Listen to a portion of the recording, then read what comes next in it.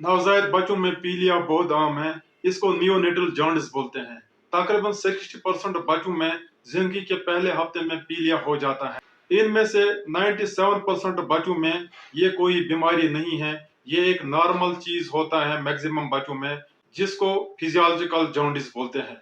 खाली 3% बच्चों में पीलिया ज्यादा हो जाता है और एबनॉर्मल या पैथोलॉजिकल जॉन्डिस बन जाता है।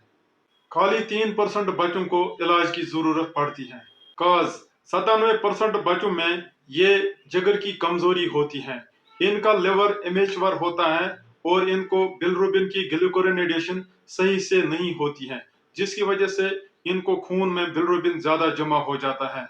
बिलरुबिन ज्यादा होने की वजह से इनकी आंखें भी पीली हो जाती हैं, क्योंकि बिलरुबिन का कलर पीला होता है।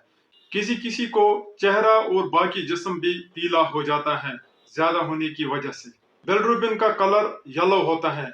बिलरुबिन ज्यादा होने की वजह से ये बिलरुबिन आंखों के सर्कुलरा और स्किन को स्टेन करता है, जिसकी वजह से इन बच्चों की आंखें पीली हो जाती हैं और स्किन भी पीली हो जाती है। 3% बच्चों में ही ये अबनॉर्मल होता है। अबनॉर्मल ये उन बच्चों में होता है जिनमें ये पीलिया पहले दिन ही नमूदार हो जाएगा।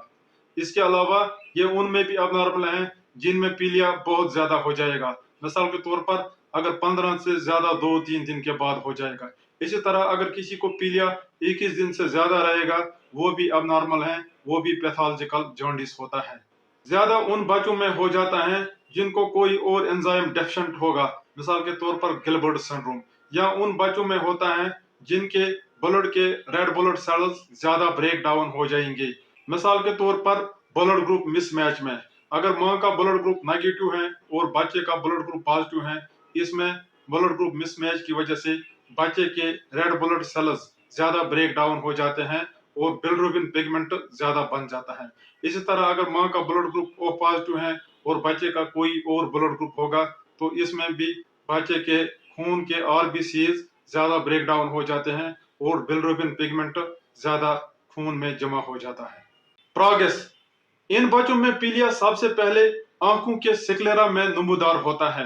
आंखों के काले कार्निया के अराउंड जो व्हाइट सिक्लेरा होता है, सबसे पहले यही बिलिरुबिन की वजह से येलो स्टेन हो जाता है। इसके बाद इन बच्चों का चेहरा भी पीला हो जाता है। जिनको बिलिरुबिन बहुत ज्यादा होता है उनको बाद में ये प्रोग्रेस होकर छाती और पेट तक पहुंच जाता है। अगर खाली चेहरा पीला है तो बिलिरुबिन 5 तक होता है। अगर किसी को छाती और पेट पीली हो जाएगी तो बिलिरुबिन 10 तक हो जाता है। इसी तरह अगर किसी को टांगों और बाजू में पीलिया नजर आएगा तो बिलिरुबिन 15 तक होता है।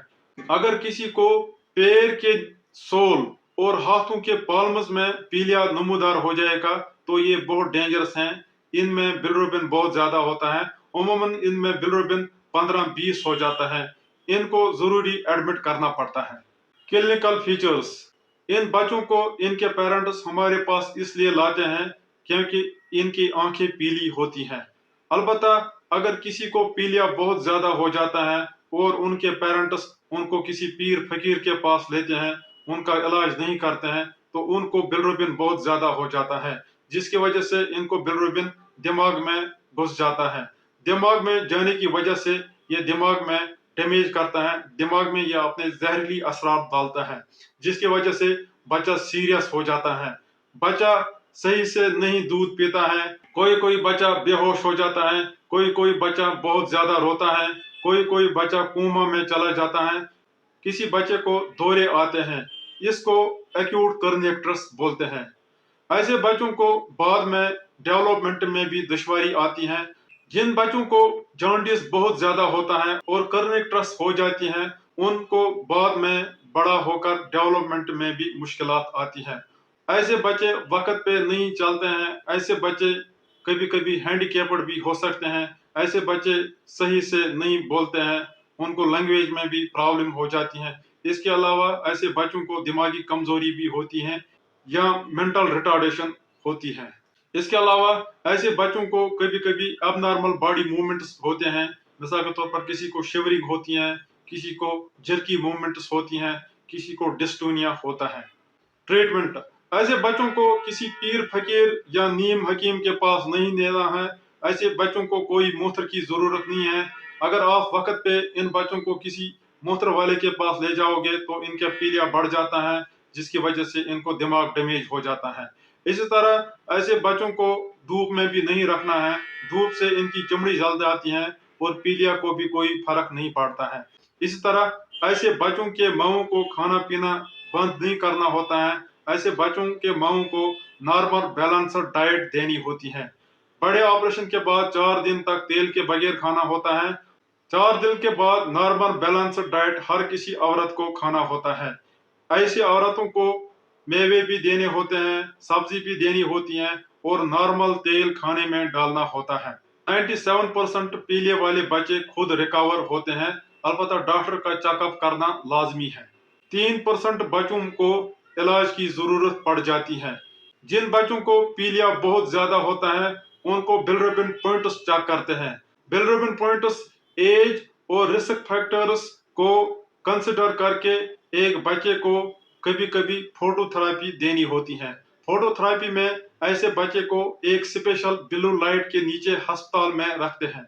ये स्पेशल लाइट होती है, ये घर की आम लाइट नहीं होती है। घर की आम लाइट से पीलिया कम नहीं होता है। घर की लाइट डालने का कोई फायदा नहीं है। जो हम लाइट इन पे डालते हैं उसकी एक स्पेशल वेवलेंथ होती है 425 से 475 तक। इसके अलावा ऐसे बच्चों को पूरा नंगा करना होता है, इनको डायपर लगाना होता है, इसके अलावा इनकी आंखें कवर करनी होती हैं। इसके अलावा इन बच्चों को 10-15 सेंटीमीटर दूर एक फोटोथेरेपी लाइट से रखना होता है। इसके अलावा इन बच्चों को गर्म रखना होता है। जिस कमरे में फोटोथेरेपी बच्चे को चलती है उसमें गर्मी का खास इंतजाम करना पड़ता है। इस कमरे का टेम्परेचर 28 से 30 डिग्री सेल्सियस तक होना चाहिए।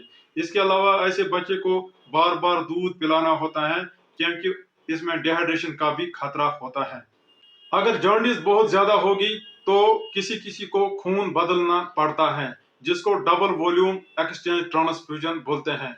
इससे बचने के लिए कभी कभी किसी बच्चे को IVIG इंजेक्शन भी करना पड़ता है।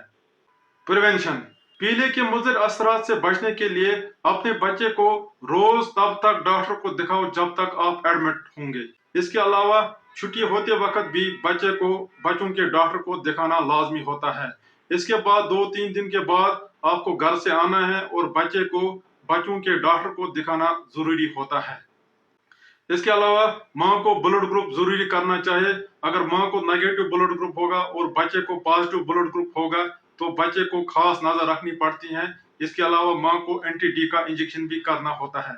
अगर माँ को ओ पॉजिटिव ब्लड ग्रुप है तो बच्चे को कोई और ब्लड ग्रुप है, इसमें भी बच्चे पे कड़ी नजर रखनी होती है।